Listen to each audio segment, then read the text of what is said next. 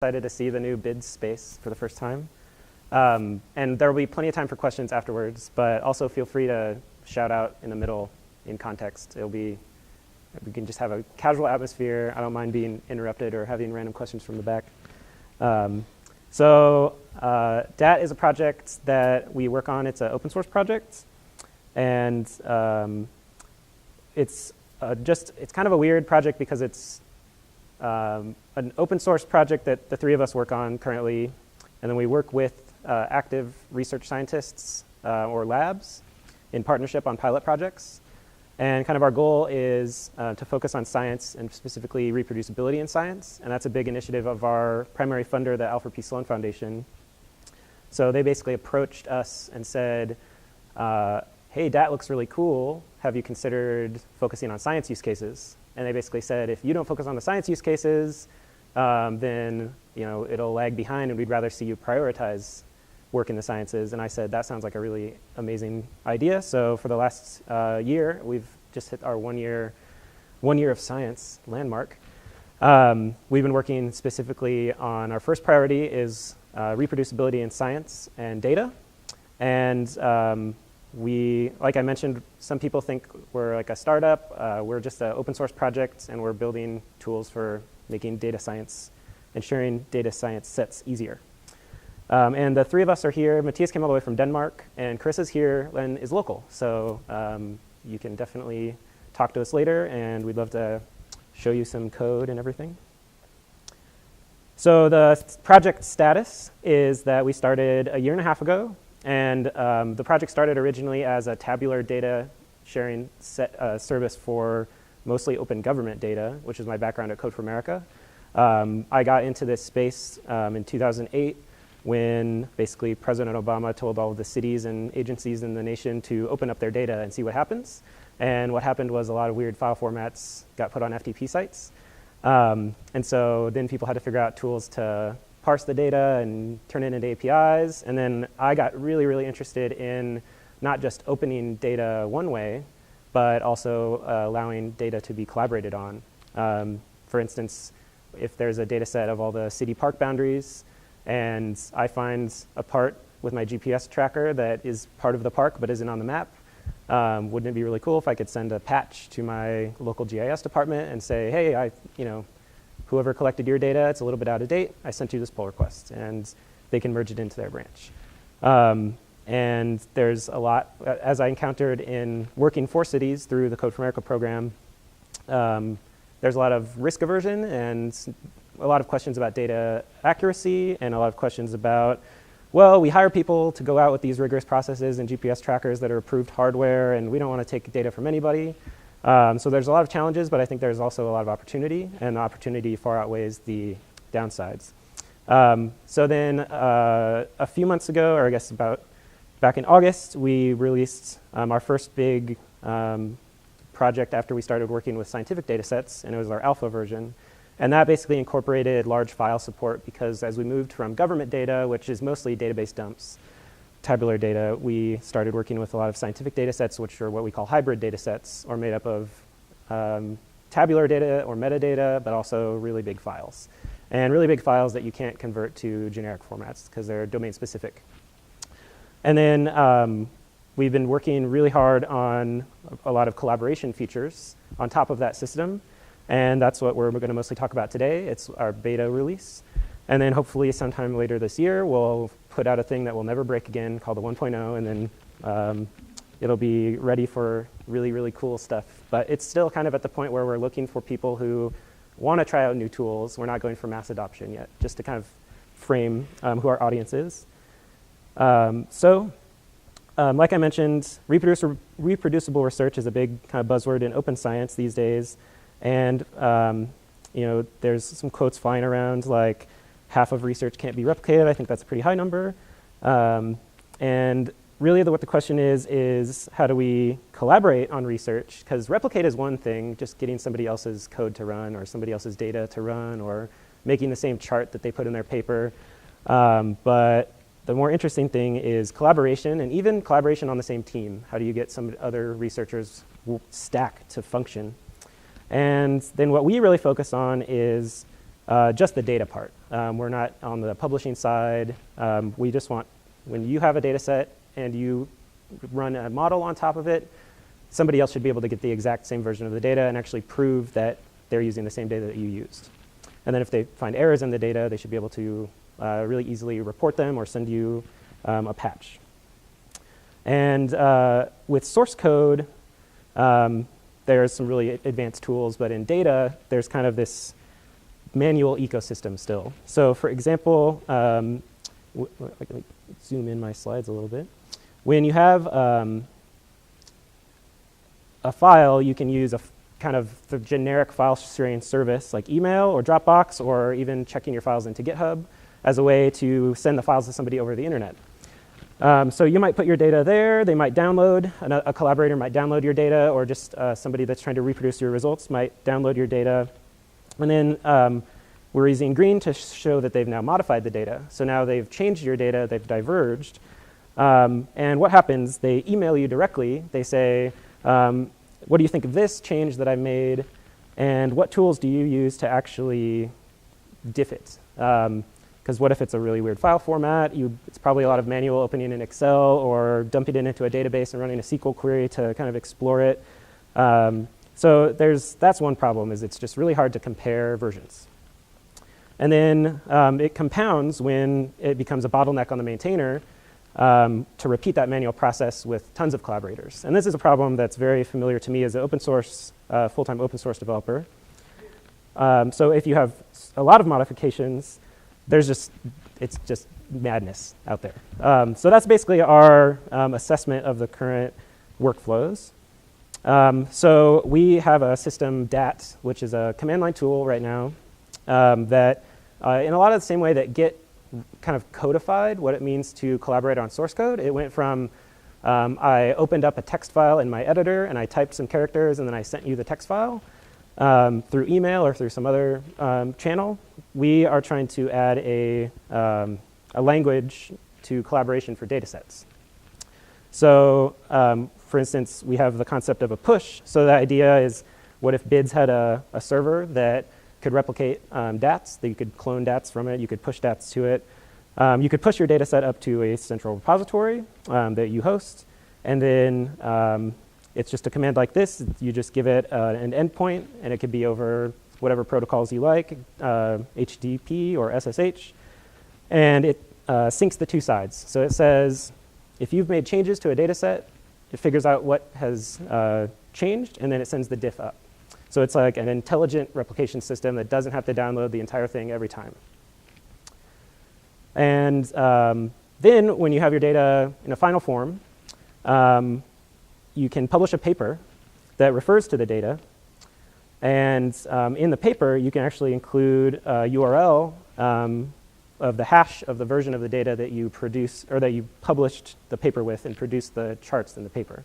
So this is one of our goals, is to allow you to not just say, I used this data set, but I used this data set at this version, and that version can actually be provably replicated by your peers. So a lot of data sets change if you just say this data was based on the census data from the state of California in 2011. What if the state of California released 5 updates to the census data over the course of the year? And you forgot to include what version it was. And maybe when they released those updates, they removed the old versions from their FTP site because they overwrote the files. A lot of times, it's really hard to just get old links on the web when those old links die. So being able to cryptographically hash things and know the fingerprint of the file that you need is really important. So that's a key part of our system. And you can also roll back to any point in time. So this is a similar concept to Git. But we implement it on top of the large data files that we support and the commit graph that we support. So you can clone a data set at a version. You can pull new changes and go forward in time. You can also go back in time. And then at any point that you check out to, all the operations that are done to the database or to the DAT store are relative to that point in time. So you can kind of time travel.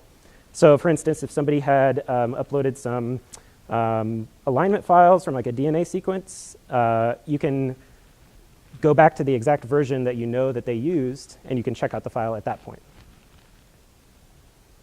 So kind of a collaboration flow that we have in mind is you publish a paper that refers to a file or a version of a data set at a hash.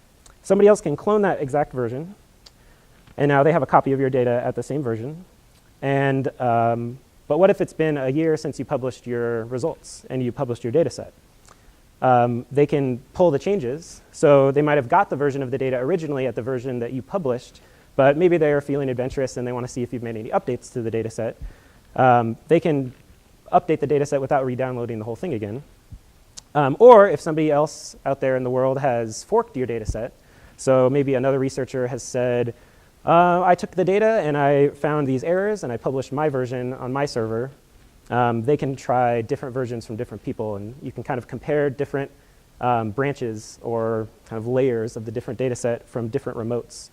And one major philosophy that we have is that you should be able to merge data sets without having the user interface, so to speak, or the application halt. So downloading the data is important to finish, and then after that you can decide how you want to merge the data. One major problem with data is there's no default merge strategy. So we don't have a default merge strategy. That's up to you to pick. We just try to make it really easy to pick the common ones, but you can also implement your own merge algorithm if you want. So this person has now pulled the new copies of the data from the original repository, and maybe they've pulled some fixes that you put into your data set that you've published, post-publish. And now maybe that person wants to add a new file, or they want to add some new data to your study data set. So we have an interface where you can either add a file to DAT, just an attachment, or you can import a table of tabular data. And the difference is each table row is versioned independently, whereas each file is, the entire file is versioned. So a CSV into DAT, but if you treat it as a file, whenever you edit any row of the CSV, it's a new version of the entire file. Whereas if you treat the CSV as tabular data, you can independently version independent rows. And it's a little bit nuanced about which one is right for which case, but we found that having files and rows as our two fundamental data types is pretty flexible in a lot of data sets. So a theoretical situation could be they've downloaded your data, made sure that they're in sync with your latest version. Oh yeah, back there.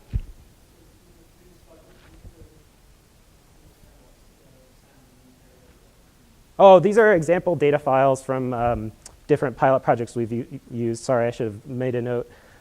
This SAM file is, you might have a data set in DAT called SAMs, and those are aligned DNA sequences, sequence alignment. And it's basically when you run a big job on a supercomputer, it spits out these files, and then you want to, it's really, they're like the precious gold that's after the supercomputer has mined the data that you want to keep and version. So a lot of people will take these files and want to make them available to everybody else on the team, or because supercomputers are a scarce resource, they want to publish them on the web or share them with other researchers. So we've seen a lot of people that just want to take the assets from the end of their analysis pipeline, throw them in a thing, and make them available to people in a way that they can expose multiple versions of files, or maybe they run their alignment pipeline 5 times throughout the course of their study, but they want to make each one of those 5 times. They want to give people the choice of which version they want to download. Use some species metadata into a data set and then share it. So, and I'll talk more about the Datasets API. Basically, a DAT repository is made up of many data sets. So you can have one repository, and a repository, when you clone it, it clones all the data sets inside of it. And you can think of data sets as just subfolders. So you can have a data set that's made up of, or a repository that's made up of maybe an images folder, which would be maybe one of our use cases is astronomy, like raw photos from telescopes. And then you might have another folder, which is the kind of the metadata, when the photos were taken and what the different telescope attributes were and what images were detected in the photos. So you want to both have the raw data, and you also want to have the kind of tabular metadata. So you get to have a data set for each one. You can have an unlimited number of data sets. So this person could push up their changes. And, oh, sorry, Rick. So you can kind of, this gets into the details, but it's a table. It's basically a two-dimensional table, but it's also just, it's an arbitrary binary store, so you could define your own schema. And the schema that we use by default is a schema called protocol buffers, which is kind of a network interchange format from Google. And it's just really nice because it's compact and supports every type of like integer precision width. You could do like 64-bit floats for a column, and you can kind of, if you really know your data set and you want it to be both accurate when it gets replicated to somebody and not coerced into the wrong type, and you also just want it to save as much space as possible, you can go in and define your own schema, and that can, you basically say per column what it should treat that data type as. But it's kind of a, the schema is, I can show an example schema maybe later, but it's a, basically you think of it as a two-dimensional table. It has rows and columns, and the schema is for that whole table. But if you have two different data files, maybe two different schemas, you can just have, it's a schema per data set. So you can just have two data sets, each one with its own schema. And you can kind of configure how many data sets you use in a repository, but the idea is that the entire repository syncs all at once. So you wouldn't push just one data set at a time, you would push the whole repository. And it's, at first we actually had it so that there was only one data set in a repository, and we were trying to keep the design as minimal as possible, but a very common use case was people would have either two different schemas, or they had a bunch of images and a bunch of tables, and it just wasn't convenient to have 5 DAT repositories and having to type DAT pull 5 times. So we found some nice ways to keep the design simple, but still support kind of heterogeneous data within the same repository. And so before I get into the merging, at this point, does anybody have questions or clarifying questions about anything we've covered so far? Okay, so this is where, for me, I mean, all of this stuff is not new concepts. It's new in the sense that it's for data, but it's things that we would expect should have been built already. But this is where it gets really exciting for me personally, the idea of merging data, because this is where the collaboration features come in. So when you actually push to somebody, if they made changes to the same rows that you've made changes to, you have to figure out how to merge those. And it's easy with source code because it's just text diffing. Every language, every programming language is just text, which is kind of really nice for writing source control for text. But writing data version control, we need ways to let people define their own merge strategies, or our goal is to enable kind of an ecosystem of really interesting merging tools. So for instance, if you had GIS data and you made a park boundary addition to the same park that somebody else made a park boundary addition to, but theirs got merged first, there would be a conflict. Wouldn't it be really cool if somebody had an open source tool, you could open up the two versions and you could fix the polygons in a graphical editor and hit merge, and then it merges it into the database. So that's kind of one example of the kinds of ecosystem goals that we have is we want to build really nice low-level tools and in a really accessible open source way, and try to get really intelligent people that can write custom merge algorithms or really nice UIs to open source the long tail, like data format support and merging support. So for example, this is a 3-command workflow. If you pull from somebody that's forked your data set and they've made new changes to it, you'll see that you have a new head of the data set. This is very similar to Git. So now you have your original head, and these are hashes, but you could also name them. But you have your original head, and then now you have a new head. And basically that just means that internally in DAT we have a graph.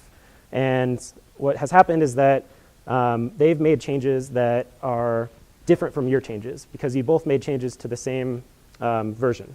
So they clone, imagine I cloned it onto my laptop, and then I turn my Wi-Fi off. And then somebody else clones it onto their laptop, turns their Wi-Fi off. And while both of our Wi-Fi is off, we edit the same row. And I update my name to be capital M max, and they update my name to be lowercase m max, or something. We make 2 changes to the same piece of data. When we come back online, whoever pushes first, or whoever gets pulled first by the owner, theirs will become the new head, but then I have a different head, so there's a conflict. So now, after I've pulled a conflict, there's 2 heads, and so in DAT you can diff 2 heads, and it'll calculate what in the data set what has diffed, or what the merge conflicts are. It's either something new was added, it's either something has a conflict, there's 2 new values, you have to pick which one. So we have this kind of design that is intended to be piped through whatever commands you want to build. For example, imagine you have a data set of parcel data, like address data for a region. And there's a conflict where somebody resized a polygon of a building footprint, and another person did a different polygon resize, and now they're overlapping, and they messed up the zip code metadata. You could write a custom Python script that picks, which polygon is in which zip code and fixes the zip code data. Some really long tail merge thing that no UI designer could ever come up with. Sometimes you need to do it in code. So you can just pipe the diff through the merge function and then back into a dat merge operation, which then saves your merged data back into dat. And after that, you've merged the data, and there's now one head again. And it might be, if you're familiar with the Git tool, when you pull and there's a bunch of new branches, there might be 10 new heads. And that's a similar design because we're also a graph like Git. So you could, you don't have to merge everything right away. You only merge the stuff that you want to merge. But you can, the kind of idea is you can pull different versions of the data down that people have made edits to, compare the ones that you're interested in seeing the difference. You could write your own custom diffing tools that can give you insight into what they've done to the data set. And then if you want, you can merge it in. So the really cool thing, though, about this design is because everything is tracked, if you don't want to merge it in, they can just go publish it themselves. So they could upload it to data.gov or whatever they want. The idea is that anything that they want to do with the data set, they're free to do. And there's not just one central host of the data anymore. So for me, a lot of times it's a city or there's an open data set on an FTP site that's in a really raw form. And there's a lot of duplicated effort. So people will have to download the data and then spend a day munging the data to get it to a point where it's workable. And then they finally get to the actual analysis, but they wasted so much time doing the munging that they never published those munging tools as anything reusable. The best thing you can do is just publish a script somewhere on GitHub and hope somebody else finds it. But it's a lot of trouble to upload a whole new copy of the data set. You have to host it on your own server, a full duplicate. You can't just host a diff. So then the next person that comes along, they have to duplicate all that effort because there's no way to merge contributions to the data set upstream and fix any changes and improve the original upstream data set or host better upstream data sets. And I actually think a really interesting use case would be kind of wrapping legacy systems in interfaces that you can just clone and push from just for the sake of making the data easier to get in the first place so people don't have to use arcane tools to access data sets. And then there's also some kind of analysis tools that we have in mind. So has anybody used UNIX Pipes before, just for piping things around on the command line? We're huge fans of the Unix philosophy, and we envision a lot of really cool things like you can import a data set that's maybe a tab-separated file, specify what your primary key is, and then you can pipe that through a Python script that might clean up the data, operate on each row, and return a new version of the row at a new version, and then pipe it back into dat. So you can kind of filter everything through your own scripting tools and automate away the munging tasks. And you can actually just pipe dat into anything that can be piped to. And we support 3 different formats. Like I mentioned, we store the data in kind of a binary representation. So if you have your own custom schema defined, that's really specific. If it's really precise astronomical units or something, you can just pipe that raw binary data into whatever program you want. Or you can do CSV or JSON just for convenience. If you have a custom binary schema and you convert it to CSV, it'll probably have to be base 64 encoded or something. Yep.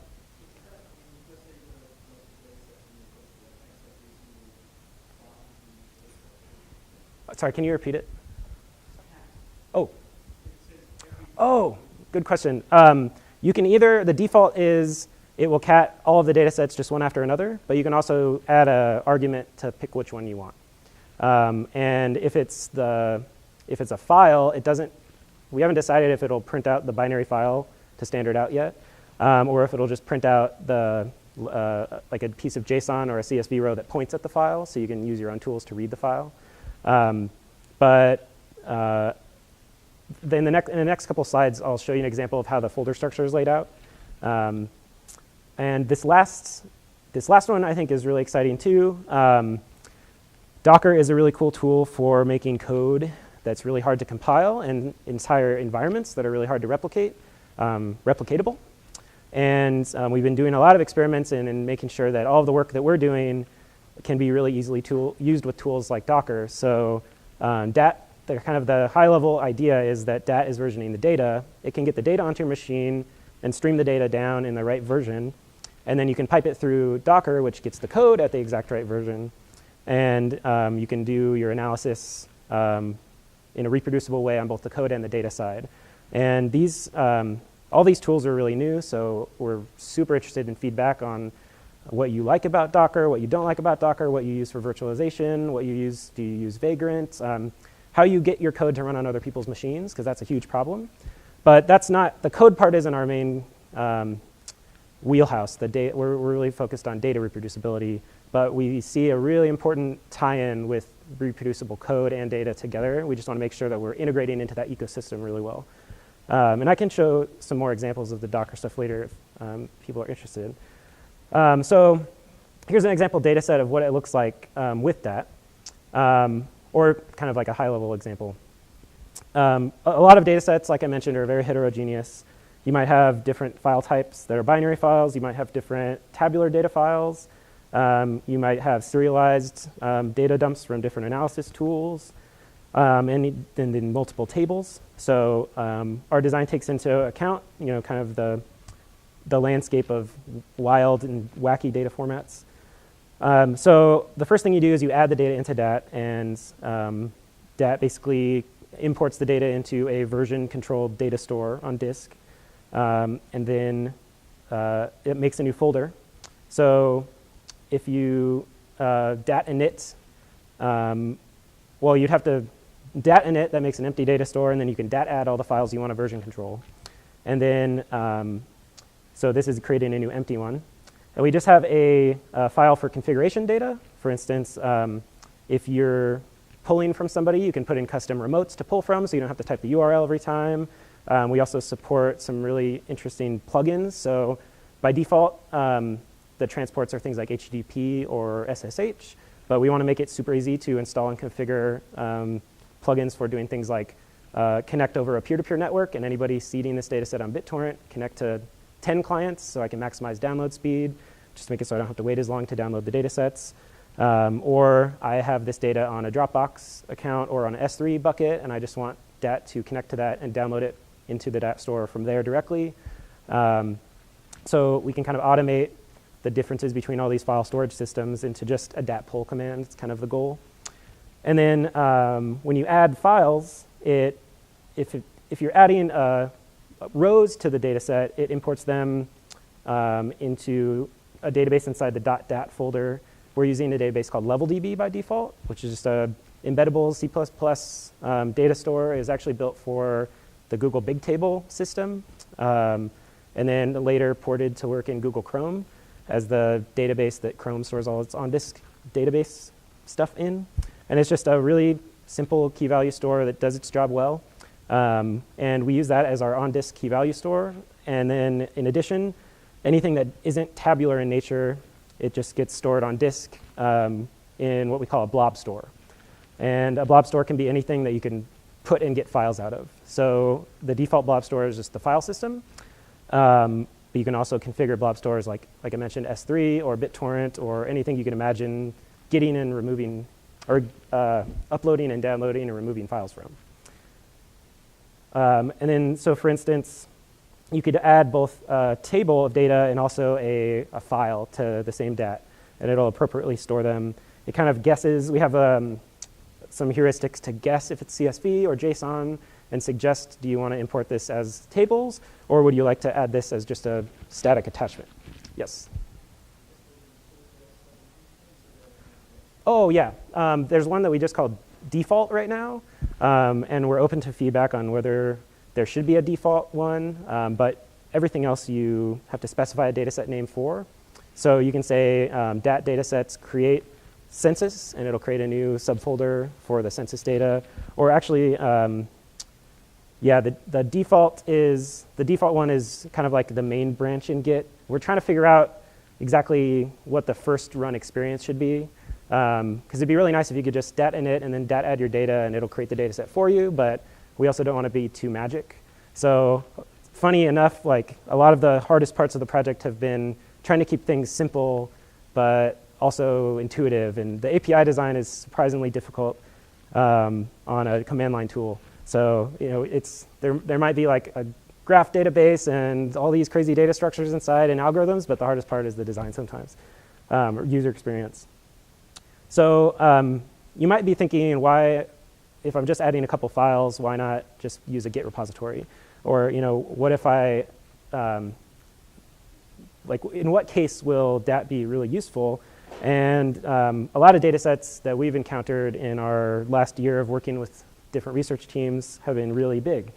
You might have 100,000 versions of a file, or you might have a file that's 40 terabytes of images that are compressed, or just really big data dumps. And there's some flaws in the design of Git that prevent us from just reusing the parts of Git. We've stolen all the parts that we like. But sometimes you just have a ton of data. And you also don't want to download a ton of data before you can start working with it. You want to pick and choose the parts that you want.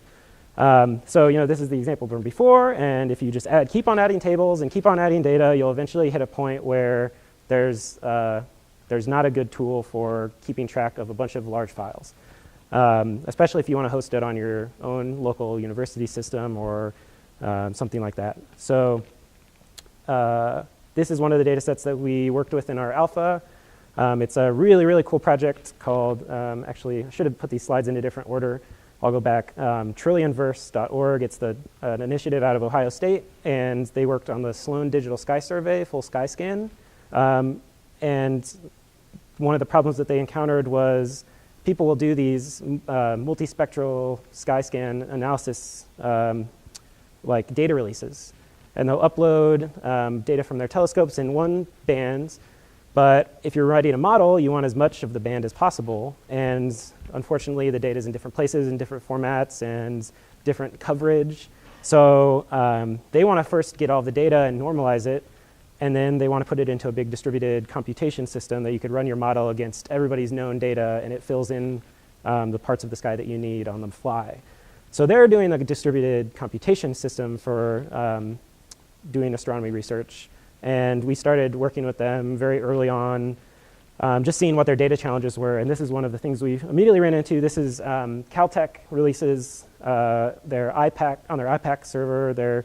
They do every few years a big data release. And this is just the CSV data. And so what they do is they slice the visible sky up into a bunch of bands.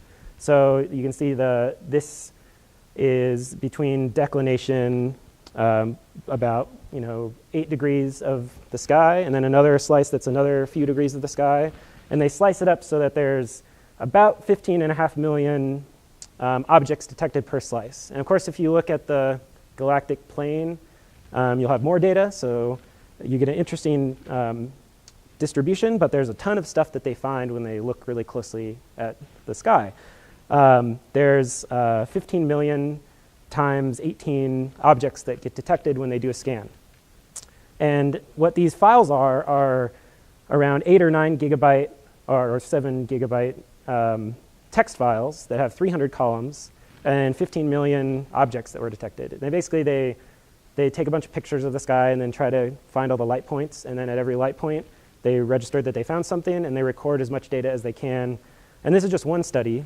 And this is the tabular data, and then there's also 40 terabytes of images, just the raw photos that are available as well. So one of the things that we were doing was they use, for a lot of test purposes, they won't download the entire data set.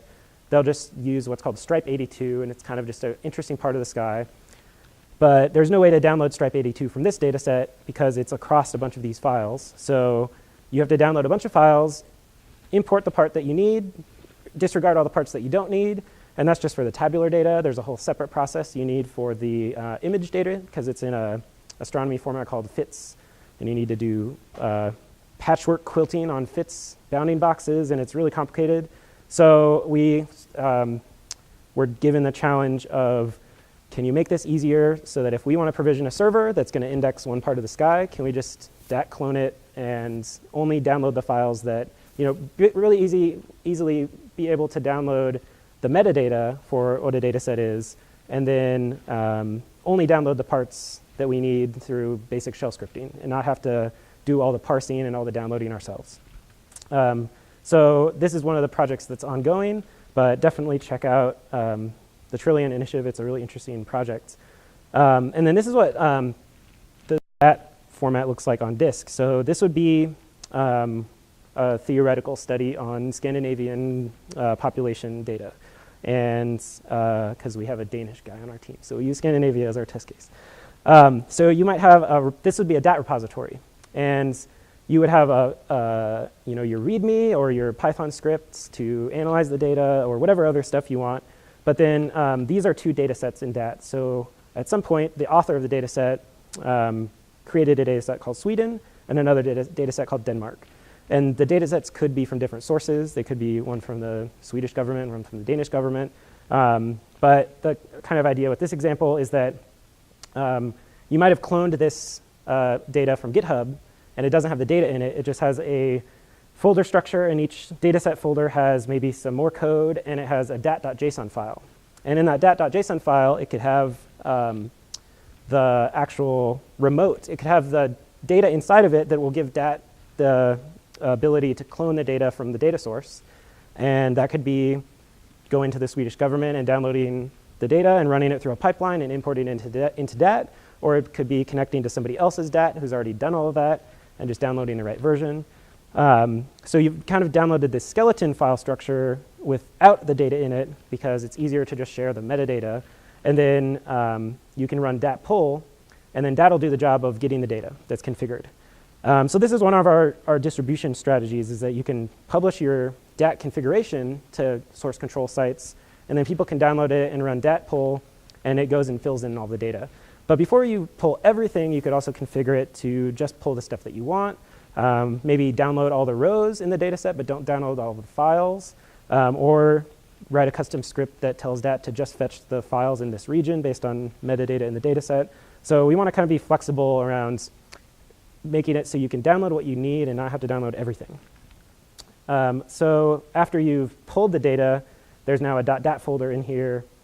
And maybe this data set, in the Danish data set, it might have populated a thing called population and a thing called census that are now two tables that were pulled down. Sorry, go ahead.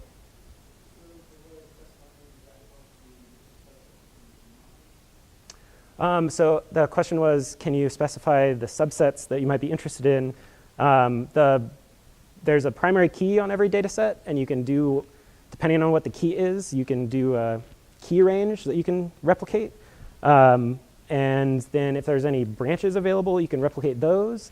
But for one of the things we're still trying to figure out how we're going to support is, for instance, if you have data and you want to filter on multiple columns. So you want to say, get me all of the data that's in Argentina, that's also on trees of this species, that's also cut down in the last 5 years, MultiColumn filters. We don't have anything in the beta for doing the more complex filters. So it's kind of up to the dataset publisher to split up their data in datasets at the right level of granularity and it kind of anticipate how people are going to want to consume the data. But we're really interested in figuring out how to do the more complex multi-column stuff, because our philosophy with DAT is it's not something you use to query the data. It's just the thing that is the data Sherpa. It moves the data between the systems and does the interop between maybe a legacy system and running the data through a pipeline and just doing the networking on the data and replicating it and making sure you got the right version. But that's what we've been focusing on for the alpha and the beta. But a lot of people are like, but if I could do SQL, then I could do this really cool filter. And so we're kind of saying, well, maybe we can figure something out, but we don't want to add a bunch of bloat to it at this point. So we're really interested, I think that's a really interesting challenge, though, is kind of like a multi-column filter on a clone.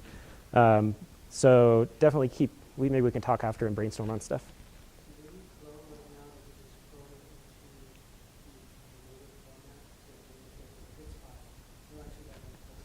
Yeah, exactly. Unless they've parsed their data as a table into the row system as kind of custom encoded rows.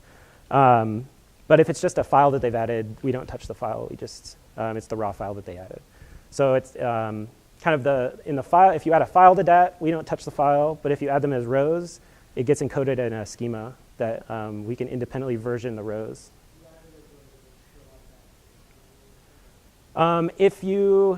If it's JSON, yes. If you import JSON or CSV, it will come out as JSON or CSV. But if you import like a binary row at a custom encoding, we also replicate that schema, and then we can decode on the other end in the binary schema. So I guess we support JSON rows or like kind of non-binary rows, and we also support custom encodings for rows that are any binary schema you can think of for tabular data, and we also just support binary files.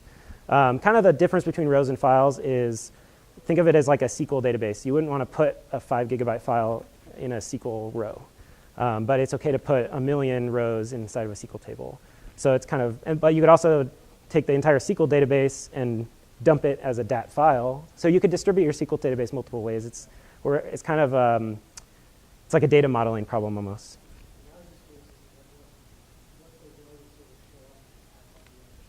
Oh, sure. I can show you a basic example if I get my terminal. The right area. So if I make a new directory called data, and then I just create an empty DAT inside of there, and then I add, stat beta add. So I have like a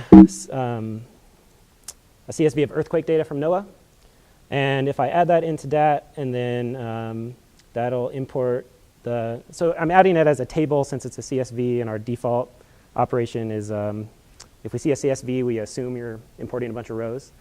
So then I can DAT beta cat, which is the way we cat out the data, and it'll start streaming a bunch of these objects. Let me just show you one of them. So this is what we store from the CSV. So the CSV has actually been converted into a protocol buffers object on disk, but we can serialize it back out as JSON. So we actually convert everything to protocol buffers when we store it, just to normalize everything. But if you don't give it a custom schema, we just assume it's JSON. So we store what type of data it is, what the key was. Since I didn't specify a key and the dataset didn't have a key, it gave me a UUID, basically. And then the version hash of the data, and then the original data. And then if it was a file and I got the file out, it would just be a binary stream on the way out. So yeah. And I think, so this is another huge thing for us as open source developers. I mentioned the ecosystem is really important. Everything you do in DAT right now is kind of just files and tables and then command line. So it doesn't, the implementation of DAT hopefully can be, since it's just command line tools and streams and Unixy, we want to see a lot of really cool extensions for all the stuff that we don't have time to support and implement. Like, it'd be really awesome if we had Microsoft SQL 2007 support. But I don't happen to have one lying around to test with. So hopefully somebody contributes a SQL Server data connector. And the main technology that we use in DAT is Node.js. And we picked that because it's a cross-platform tool for networked I/O, which is exactly what our problem was. When we were early on, we realized a lot of researchers use Windows, Mac, and Linux. We need to make sure it runs everywhere. We want to make it run in the browser for cloning datasets into things like IPython notebooks directly and doing all your analysis local. We want to just make sure that it works everywhere. And there's a lot of work in the last 5-10 years that has gone into the JavaScript virtual machines to make them cross-platform and super fast. So for the task of moving your data around, we've found Node to be a really, really awesome tool, and it also has a really vibrant open source ecosystem of plugins. So there's parsers for, there's 120,000 packages on its repository, and any almost any format under the sun is supported. For the data crunching side, JavaScript isn't the best ecosystem or the best tool for heavy CPU data analysis, but luckily DAT doesn't do any of that. It just pipes the data to the thing that does. So we hope that people that have really interesting analysis problems that want to simplify the data access problems can hook into our command line API. And there's also, we have an experimental REST API that we've worked on in the alpha that if you want to stand up a server and expose the data over the network, if you're interested in that, I'd love to get feedback on that. And I think that was, oh yeah, so just a couple examples of some stuff that we've built using DAT. This is, hopefully you can see it okay. I guess I'll start with the top half. So this is actually a scripting config language that we've been experimenting with. That's basically a makefile, but in a way that can run on Windows too. But you can think of it as just a makefile. And we're really interested in pipeline tools in general. Everything in DAT is streaming, so it can start processing. It can start spitting data out as soon as you start the clone. It doesn't have to wait for the whole thing to finish. And another really interesting part of streaming is if the network connection dies halfway through, you can just start it again and it'll continue where it left off. So if you're downloading a 40 terabyte data set and it dies halfway through, you can just restart it. So the pipeline tools are really important because you want to compose all of your pieces of your analysis pipeline so that DAT's either at the beginning or the end. You're either getting the data out of DAT or you're putting data into DAT. And things like makefiles or bash scripting or just using Python are all valid approaches. We've just been trying to keep our examples as simple as possible. So this is a bioinformatics pipeline that one of the researchers we worked with wrote. He has a tool called BioNode. Actually, on the table back there, I have some BioNode stickers. They're double helix hexagons. BioNode basically wraps some really horrible XML APIs from NCBI, and it lets you just get the data out as JSON. So he's defined a pipeline called reads, and the first thing it does is it downloads a search from NCBI. He's searching for all the data sets that match this taxon. And then he forks. He does a fork. This is like a thing that is hard to do in Bash. It spawns 4 pipelines, and it takes the output of the first command and pipes them into all 4. So the data flows from NCBI and then gets split into 4 channels. And he has 4 pipelines. So for example, the samples pipeline does a bunch of data parsing. And then he has another search that he does. And then he pipes that into a DAT. And then after those 4 samples are done, they all pipe back into a DAT. I think this is an older version of DAT. This would be like a DAT add at the end. So he can kind of run this fetch command or the reads command. They're just aliases.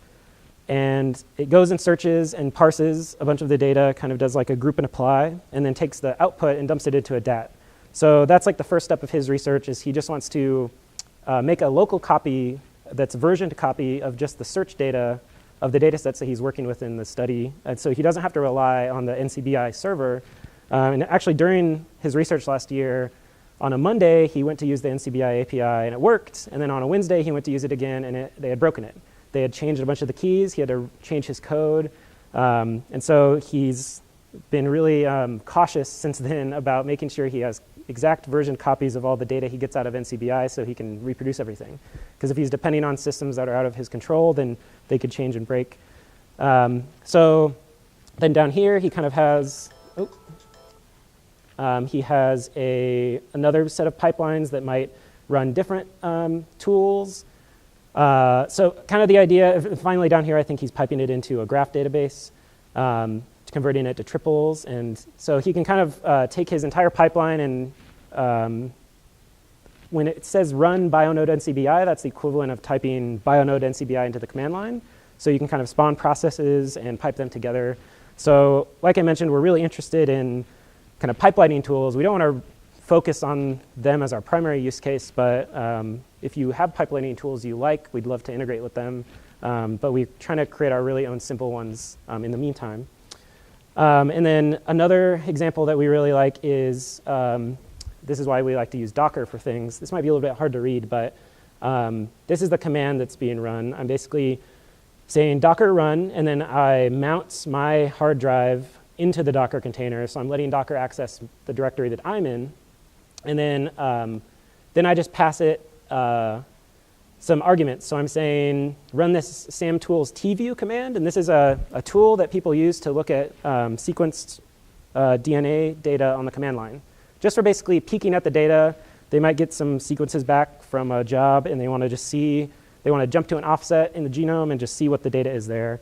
Normally, you have to compile the tools yourself. There are some custom tools that aren't cross-platform. They don't usually run on Mac, I don't think. I could be wrong.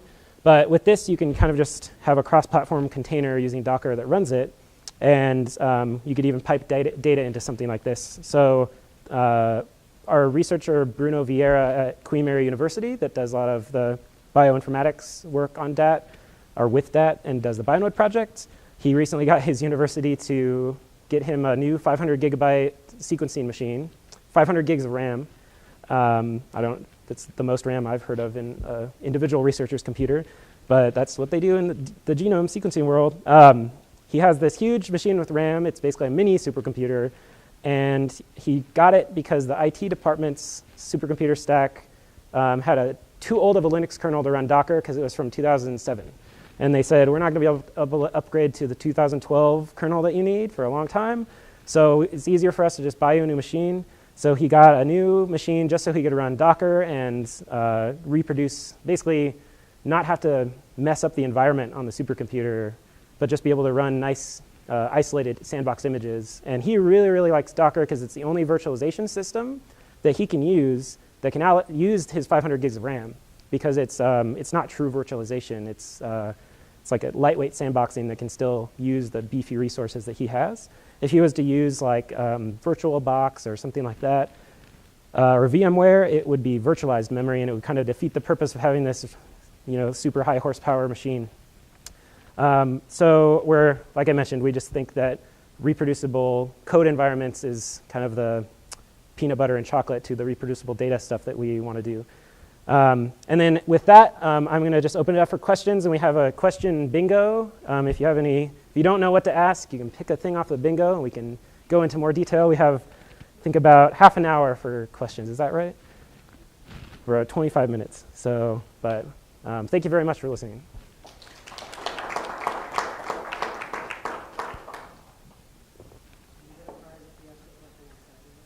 I don't know what the bingo rules should actually be, but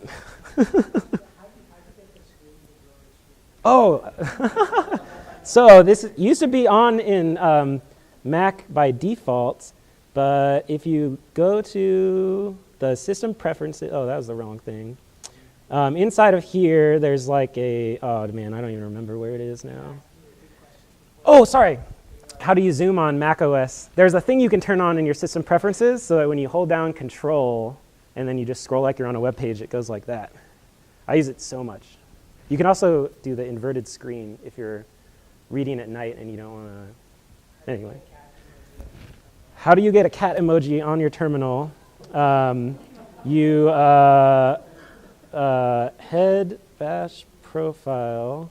You export this PS1 in your bash profile. You can put emoji in there. The Mac terminal supports that as of 10.9, I believe. Oh, that's a fun one. Oh, yeah. Oh, yeah.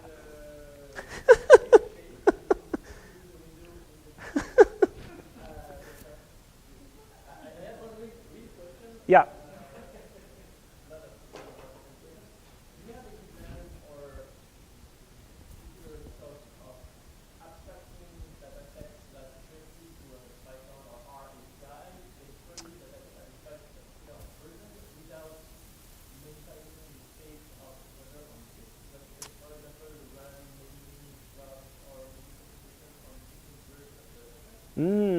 So the question was, say you're in R or Python and you want to access the data set at a particular version, but maybe concurrently at one process for different versions, or work with different versions at the same time and kind of not mutate the data on disk. Is that accurate?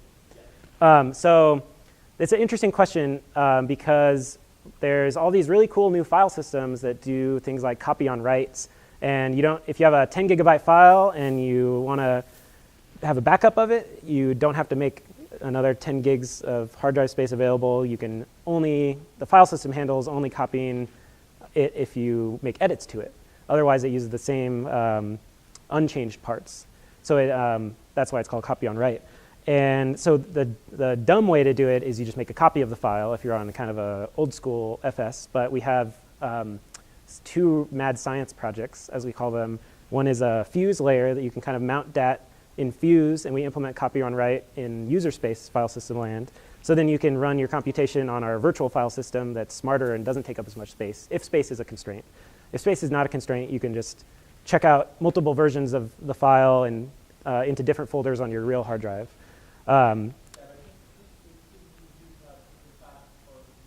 Yeah. If you have 1,000 versions of the file, you'd have to have them in 1,000 different folders or 1,000 different file names. And so we can create infinite amounts of virtual file systems. That's one option. Or we're really interested on operating systems that actually Linux now supports a thing called overlay FS in mainline Linux. And there's also other file systems like ZFS or BTRFS that implement copy on write. And those are really exciting for us to support if it's available. It's not available on like Mac and Windows, but so it's kind of it's a tricky thing to do intelligently, but we want to kind of support it where we can. And Fuse seems to be kind of a nice middle ground. If people are really, we've been able to do Fuse cross-platform and performance. It just requires users to kind of install the Fuse plugin. So it can't ship out of the box, but it's kind of it's a file system limitation for really big files.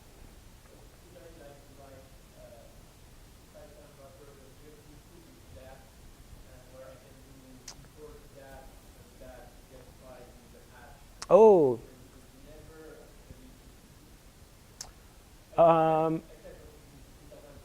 Oh, right. Yeah, so we have an experimental Python and R library that we're working on. The Python one, actually the woman sitting to your left is the author, Carissa. And the idea with those, we've been kind of designing what's the ideal integration from, say, Python or R into DAT. And there's a few different ways you can do it. You can spawn a DAT process. You can go through some sort of API that we expose DAT over a network service. But, or you can access DAT's data store directly. If you implement some of our APIs that we use to read our data store just directly if you need really high performance access. But the easiest way is just either spawning a DAT process to give you the thing that you need and just piping it into your Python context.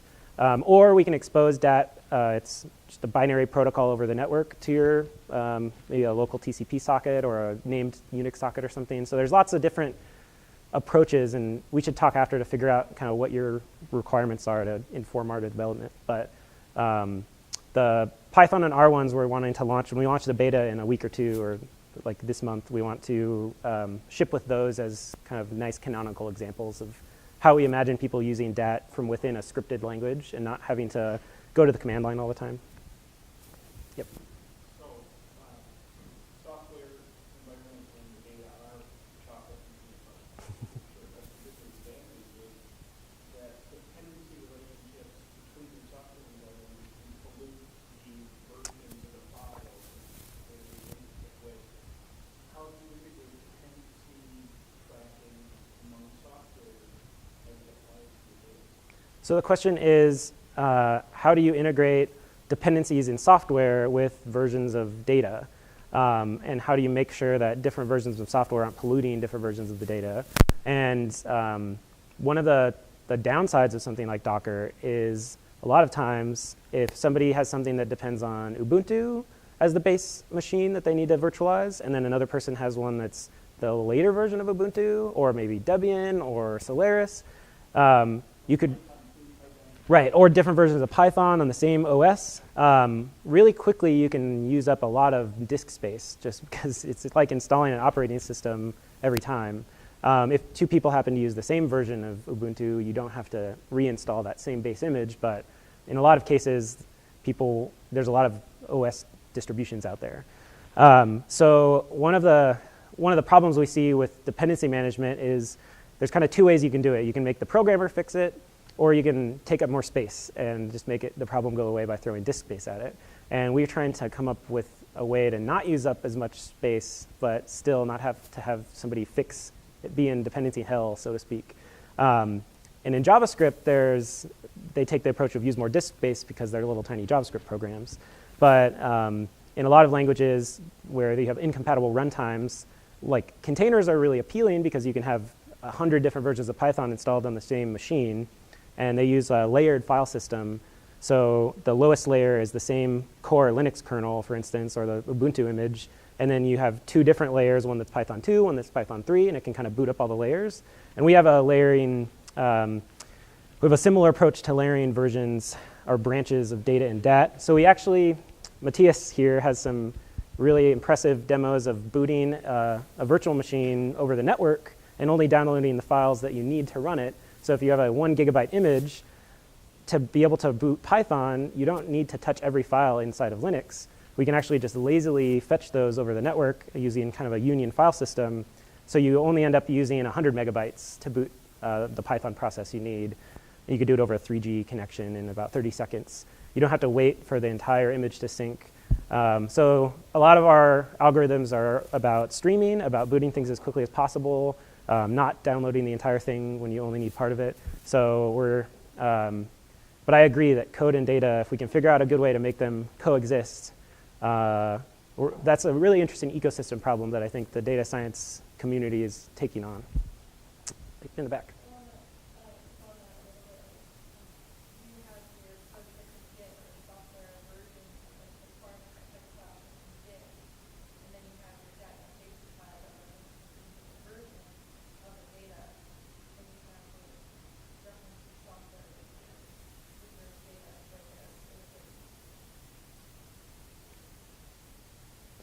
Yes.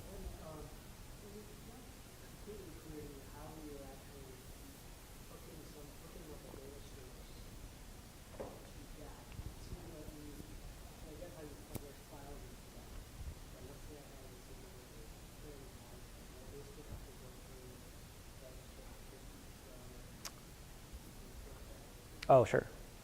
So the question was, how do you kind of hook up a data source to DAT and not have to make it be a manual job every time? And it really depends on the data source. In SQL databases, I've tried to make kind of streaming export hoses that can dump the data whenever it changes, and some databases support it and some don't. For the ones that do support it, you can hook up kind of you can imagine the simplest thing would just be a cron job that every night at midnight just dumps whatever was edited today into DAT. In certain cases, like there's an Oakland crime data set that I was doing that Rick has extensive experience with. They just put a new CSV file on an FTP server every 8 days or something, and there's no way to know. It's a human-edited file, so they don't just put the new stuff at the bottom of the file. They could have edited rows in Excel in the middle of the file, so you end up just having to parse the entire file every time and only importing what's not in DAT. So the hardest thing with importing data into DAT is figuring out what your update strategy is, because you have to have your data has to have an identifier that's unique in that data set. So if your data is just first name, last name, and it has no ID in the source data, then we can do things like either generate you a random ID, or we can hash the data in the row and use that as the ID, or you can pick what columns you want to represent the unique fingerprint of that row. Or if your source data set has IDs already, you can just tell that what column the ID column is. But a lot of times, that's one of the big problems with the existing systems is that they're not designed. A lot of databases are designed to do really complex queries. They're not designed to download themselves or distribute themselves to users in snapshots. Or I wish a lot of databases had more full-featured cloning things in them, but. So a lot of times the strategy ends up just being really kind of naive and dumb and just brute force, just dump the whole thing every day. But the good news is you only have to do that once at the beginning. Once it's in DAT, everything is smart and can be diffed and can be kind of synced and streamed. So I envision kind of a lot of the first tier is using things to dump databases out into either a custom schema into DAT or into JSON or just attaching files. And those things are going to be you're basically you're converting your data into a version control format through that process. But once it's in version control, then we can be a lot more intelligent about it. Yes? So version control for data is a good idea. I guess the idea of merging and pulling data is kind of nervous and get the perspective out. Sure. So like I can see that like with code can always improve. Like code has utility, you can always be able to put together. But data, in some cases, it often represents like some truth, and there is a perfect data set. And like if someone needs a pull request for data and it's bad, you actually get rid of it. So it's like with a sketch view, how do you handle like pollution of data in a data? Sure. So the question was, in a system where data is being merged in from multiple sources, how do you ensure the quality of the data, and how do you combat pollution of the data? So we are kind of thinking about a lot of these issues of a lot of centralized data sources that want to have control over the official quality. And what I really like about open source today and tools like Git is that they're kind of designed around dissent. It's like, if you don't take my pull request, there's nothing stopping me from forking it.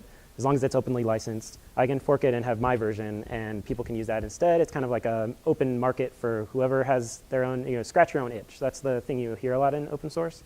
And with data, we want to make sure when we're versioning this stuff, we can build into our protocols kind of a ability to sign things and have a trust system. So for instance, we're thinking of a scheme where you can give yourself a key pair, and every piece of data that you put into DAT is signed with your key, and then we can cryptographically prove on the other end the data came from the person that you trust. So then you can build systems that can actually prove that when you receive data from someone, it hasn't been man-in-the-middle attacked, it hasn't been, there wasn't an evil peer inserting bad data into people's databases.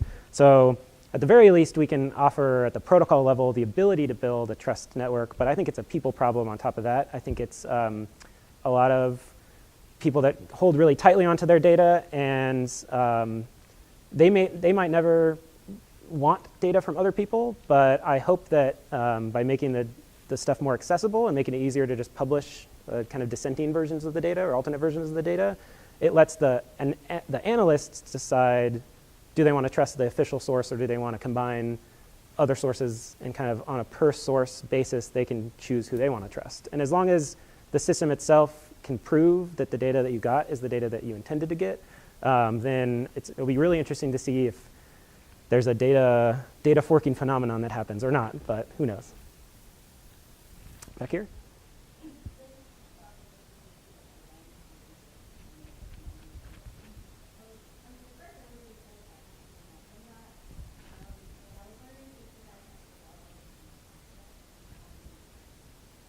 Oh, okay. So the question was on the topic of making the command line experience, or just the user experience of the tool, improving it. Is there any process that we have for improving the actual command line experience? And so we haven't formalized our process, or I don't even think we necessarily have figured out the full process yet. A lot of it is the open source ecosystems that we're part of. We try to make things installable in less than a few minutes. We actually made a demo for the DAT Alpha, for instance, that if you look at GitDat. So we made this, this web workshop, because we realized that terminals are scary, and if people haven't used terminals, they're 10 times scarier. And asking people to open up their terminal, they might have had a friend tell them to never open the terminal. So we were able to use the Docker and then a lot of fancy front ends to, when you open up this address, anybody can go here. We wrote this for a workshop. It doesn't reflect the new stuff in the beta that we mentioned. We haven't updated it quite yet, but it still has some of the basic DAT stuff from the alpha.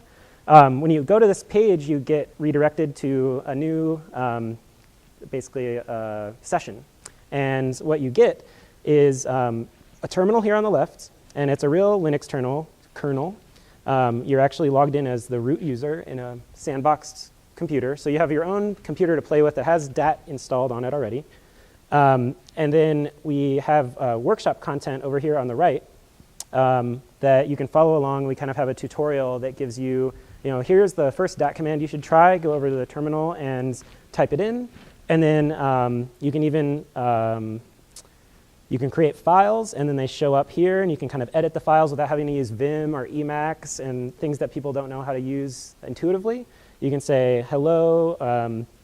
I could say maybe name and age, max, or I'm not going to reveal my age, but I can say name and hair color, and I'll say max and blondes.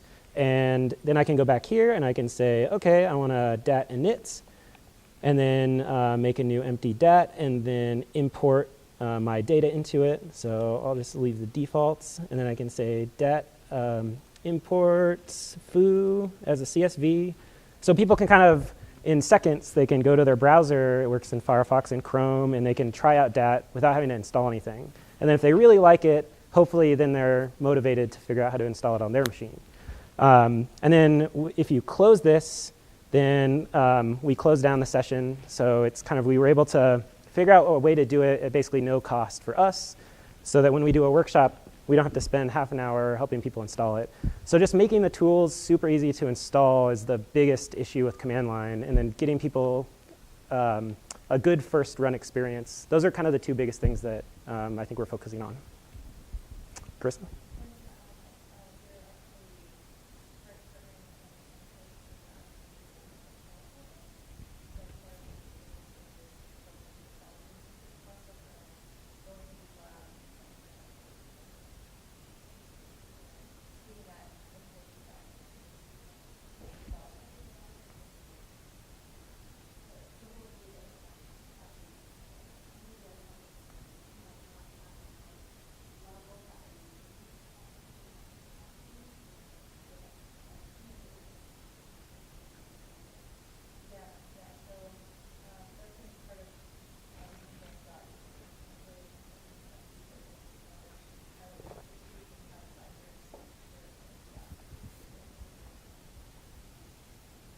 All right, great. Any last questions?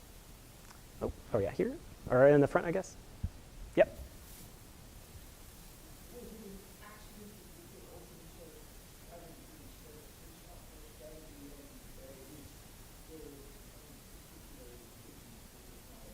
Oh, sure. The question was to clarify the use of open source versus free software.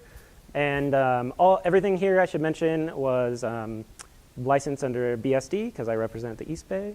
So the BSD license, everything can be used free and modified under any case. That's the license we choose for our software. But we can talk about the any other questions on open source versus free afterwards. But everything's kind of a open licensed. But I'd love to hear your opinion after.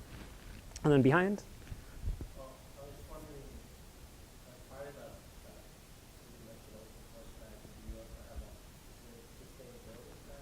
Oh, right. So sustainability in terms of our organization? OK, so the question, oh, sure. So the question was, we have an open source strategy, but how are we going to stay around?